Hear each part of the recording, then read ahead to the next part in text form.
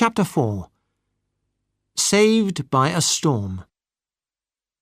When newly engaged people like Denry and Ruth want to go away on a summer holiday, there are many things to think about. A businessman, for example, who lives by collecting rents every week, cannot go away easily for two. And a young woman who lives alone must always be careful about what other people think. So Ruth asked her friend Nellie Cottrell to go with her. Ruth and Nellie took a room together at 26 St Asaph's Road, Llandudno. Denry took a room at number 28 St Asaph's Road. Who could want more? Denry had never seen the sea before. As he walked along the beach in his best clothes, with the girls on either side of him, he thought it was all wonderful. He also saw fantastic possibilities for making money, because here were 50,000 people, all on holiday, all wanting to do interesting things, and all with money to spend. Denry thought about this a lot, because he felt he was now a serious person. He had something to live for. He was very pleased and happy to be engaged to Ruth, although still a little surprised. What could this fine young lady see in him? They had not discussed money at all, although Denry wanted to. It was clear that Ruth thought he was a rich man, and Denry was spending a lot of money. In fact, he could not move without paying for something. The pier, swimming, ice cream, chairs, fruit, boat trips, photographs, teas, coffees. Even a short walk with Ruth was expensive. Ruth had very little money, but it didn't worry her. She didn't know what money was, and she spent Denry's like water. The gentle, silent Nellie often asked to pay for something herself, but of course Denry couldn't let her. He liked Nellie Cottrell. She thought that he and Ruth were wonderful, and although she was a very quiet person, she was also very sensible. At the end of the first week, Denry was getting more and more worried about money. On the Monday morning, he went back to Bursley to collect rents, and returned to Llandudno on Tuesday evening, with his pockets full of rent money. Something had to happen, he thought. He didn't know what it was, but 3 months of engagement with Ruth Earp was going to leave him penniless. He was saved by a storm at sea. They woke up on Wednesday morning to find the rain and wind crashing against the windows. The three walked down into the town, where they learnt that the town's lifeboat had gone out to a ship further along the coast. A second lifeboat, an old one now owned by a fisherman, had gone out to a Norwegian ship, the Hjalmar, which was in difficulties just off Llandudno itself. Everyone in the town was watching the lifeboat save the sailors while the ship went down. Denry and the girls went onto the pier, and Denry even got his feet wet helping 1 or 2 of the Norwegian sailors from the lifeboat onto the pier. After that, he talked for a time to Crogeen, the owner of the lifeboat. It was a very exciting day, and it gave Denry an idea. "I'll write a report about all this for the Signal," he said. This was the Five Towns daily newspaper. "Oh, yes," said Nellie. "What a good idea." The next morning, Denry was up early to send the report off by train. Then he and the girls walked into town and spent more money. Everybody in the town was talking about the storm, the wreck of the Hjalmar, and the wonderful rescue of all the Norwegian sailors by the lifeboat. After a few minutes, Ruth turned to Denry. "I had the bill for our room this morning," she said. "Oh," he said. "Did you pay it?" "Yes, but now I've almost no money left. We spent so much money while you were away in Bursley. You don't know how quickly money goes." She waited a moment, then said, "I suppose we'll have to go home." "What a pity," said Denry sadly. Of course, Ruth wanted Denry to say that he could pay for her to stay. But all he said was, "What a pity." "I think I'll go home this afternoon." "I'm sorry," said Denry. At that moment, a hand touched his arm. It was Cregeen. "Mr. Meechin, it's now or never. It's £25 if you can pay today." "Right," said Denry. "I'll see you this evening." Ruth pretended not to be interested in any of this. Poor Nellie. She knew something was wrong, but she didn't know what it was. All she knew was that her holiday was coming to a sudden end. In the evening, the three of them walked to the station. "Where's your luggage?" Ruth asked Denry. "I'm not going. I've got business here."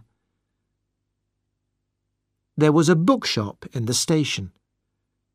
Denry bought the Signal, which had just come in, and there was his report. "Terrible storm in North Wales. A report by Mr. E. H. Machin of Bursley." Denry was ready to explode with happiness. But he gave the newspaper calmly to Ruth. She did not look at it. "We'll read it on the train," she said. The bookshop also had a lot of souvenirs of Llandudno. Ruth wanted a glass plate with a picture of Great Orme Head on it, but the man in the shop said that they had sold out.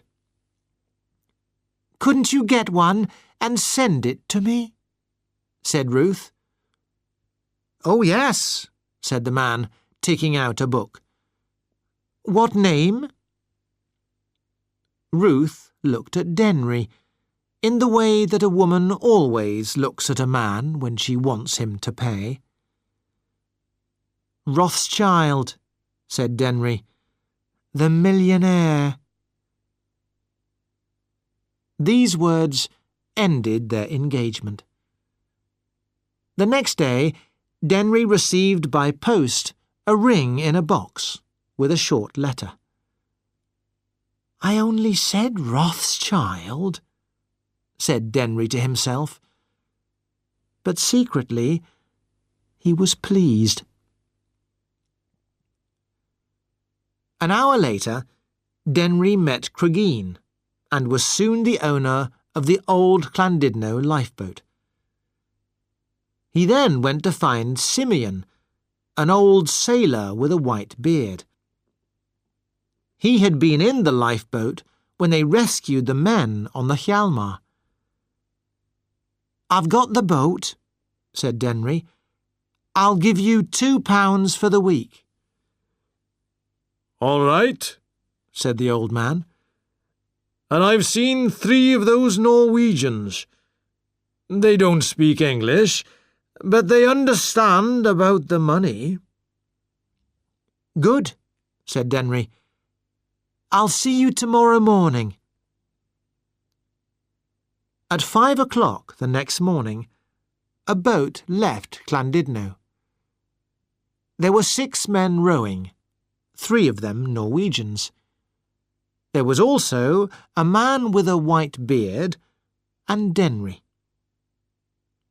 In 20 minutes, they were at the wreck of the Hjalmar, and Denry was feeling very ill. 20 minutes more, and he was happy to be back on land. At 10 o'clock that morning, 2 Norwegian sailors were walking around the town, giving little notices to everyone they met. "The wreck of the Hjalmar. Famous rescue at Llandudno. Every day at 11, 12, 2, 3, 4, 5 and 6 o'clock, the famous lifeboat which rescued the Norwegian sailors will visit the wreck of the Hjalmar. The lifeboat's captain is Simeon Edwards, one of the rescuers, and the lifeboat is rowed by 3 of the rescued Norwegians. Return trip, 12 pence. On the first day, Denry made £12.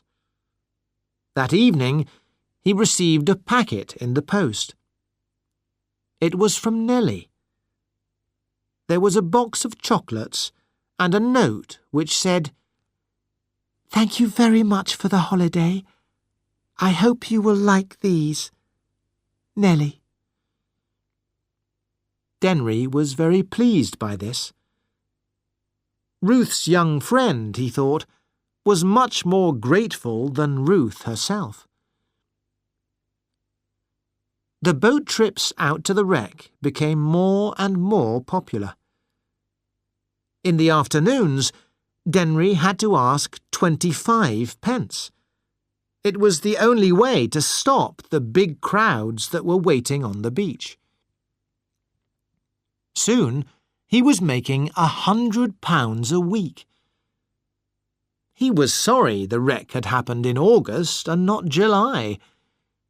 He was sorry there were not 2 or even 40 Hjalmars. One day in September, when business was beginning to slow down, he was down to £50 a week, Denry had a very pleasant surprise. He met Nellie on the beach, and it was a fact that seeing her gave him a great feeling of happiness. She was with her father, Councillor Cottrell, and her mother. The councillor was a builder who had become rich building cheap houses for the people of the 5 towns. "Well, young man," said Councillor Cottrell. He continued to call Denry young man in a way that made Denry cross. "I've made more money this summer than you have in a year," he said silently to the councillor's back. "You must have dinner with me one evening," Denry said finally. "At the Majestic." The Majestic was the finest and most expensive hotel in Llandudno. Some of the waiters were French. They agreed to go the next day. Then Mrs. Cottrell remembered that Ruth was coming to stay with them for a few days. "Bring her along too," said Denry. the dinner was a great success. Denry had never arranged a dinner before, but it was easy. You just walked into the hotel in the morning and said what you wanted. The hotel arranged everything. And it was easy to meet a woman who had just broken off her engagement to you. You just said, "Good afternoon, how are you?" And she said the same. Then you shook hands. And there you were, still alive. After the meal, Denry walked back with the others to their hotel. Councillor Cottrell had stopped calling Denry young man. He now called him my boy. "That lifeboat, it was just an idea, my boy, just an idea." "Yes," said Denry, "but I thought of it." "The question is," said the councillor, "can you think of any more ideas as good?" "Well," said Denry, "can you?" When they reached the Cottrells' hotel, Ruth waited a moment while the others went in, and then turned to Denry. "I don't feel like sleeping at all. I suppose you wouldn't like to go for a walk?" "Well, I suppose you're very tired." "No," he replied. "It's this moonlight I'm afraid of." A few days later, the Cottrells and Ruth Earp went home, and Denry went with them. He had now sold the lifeboat and brought all his business in Llandudno to an end. He had very little luggage, but he did have a new hat box. It was very heavy.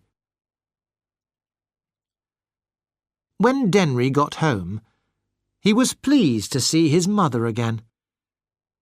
She had often collected his rents for him during the summer, and had done it very well. He gave the hat box to her, and she immediately dropped it. "I don't want any of your games, young man," she said crossly. "What's in it?" "Some pretty stones from the beach." She picked up the hat box, opened it, and screamed. It fell to the floor with a crash, and Mrs. Machin was standing up to her ankles in money. She could see coins running all over the floor. At last they stopped moving, and then it was silent. Denry could hear his heart beating. For once in her life, his mother could not find a word to say. For several days afterwards, Mrs. Machin was still picking up coins. The story of the money in the hat box quickly went round the town. It was Denry's latest, and people talked about it for weeks afterwards.